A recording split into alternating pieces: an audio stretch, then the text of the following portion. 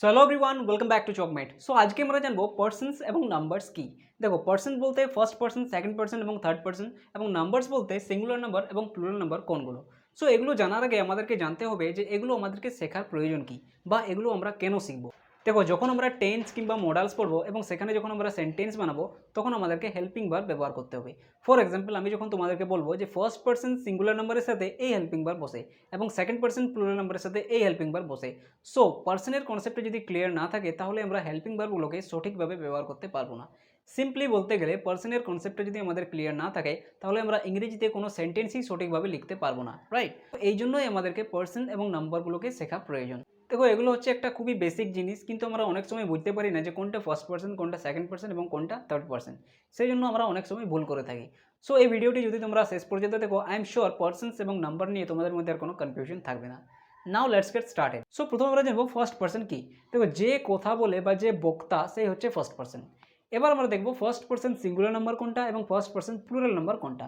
দেখো, আই অর্থাৎ আমি হচ্ছে সবসময় ফার্স্ট পার্সন সিঙ্গুলার নাম্বার, এবং উই অর্থাৎ আমরা হচ্ছে first person plural number. Next আমরা দেখবো সেকেন্ড পার্সন। দেখো, যাকে বলা হয় বা যে শ্রোতা, সে হচ্ছে সেকেন্ড পার্সন। এবার আমরা দেখবো সেকেন্ড পার্সন সিঙ্গুলার নাম্বার কোনটা এবং সেকেন্ড পার্সন প্লুরাল নাম্বার কোনটা। দেখো, ইউ অর্থাৎ তুমি হচ্ছে সেকেন্ড পার্সন সিঙ্গুলার নাম্বার, এবং ইউ অর্থাৎ তোমরা হচ্ছে সেকেন্ড পার্সন প্লুরাল নাম্বার। দেখো, বাংলায় যেমন আমরা তুমি কিংবা তোমরা এই দুটো ওয়ার্ডকে ব্যবহার করি, কিন্তু ইংরেজিতে সেরকম না। ইংরেজিতে ইউ ওয়ার্ডটা দিয়ে সাধারণত তুমি এবং তোমরা এই দুটোকেই বুঝিয়ে দেয়, রাইট? সো ইউ দিয়ে যদি তুমি বোঝায়, তাহলে সেটা হবে সেকেন্ড পার্সন সিঙ্গুলার নাম্বার, এবং ইউ দিয়ে যদি তোমরা বোঝায়, তাহলে সেটা হবে second person plural number. So next হচ্ছে থার্ড পার্সন। দেখো, যার সম্বন্ধে বলা হয়, অর্থাৎ বক্তা এবং শ্রোতা ছাড়া অন্য কেউ বা অন্য কিছু যদি বোঝায়, তাহলে সেটা হবে থার্ড পার্সন। এবার আমরা দেখবো থার্ড পার্সন সিঙ্গুলার নাম্বার কোনটা এবং থার্ড পার্সন প্লুরাল নাম্বার কোনটা। দেখো, হি, সি, ইট এগুলো হচ্ছে থার্ড পার্সন সিঙ্গুলার নাম্বার, অর্থাৎ একটা ছেলে কিংবা একটা মেয়ে যদি বোঝায়, তাহলে সেটা হবে থার্ড পার্সন সিঙ্গুলার নাম্বার। এবং এখানে আমি ইটটা এই কারণে লিখেছি, কারণ ইট দিয়ে সাধারণত এমন কিছু জিনিসকে বোঝায় যেগুলোর সাধারণত জেন্ডার হয় না, right?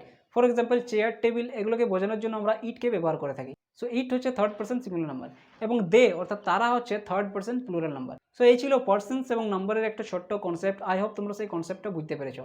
So thanks for watching this video. Until then, see you in the next video.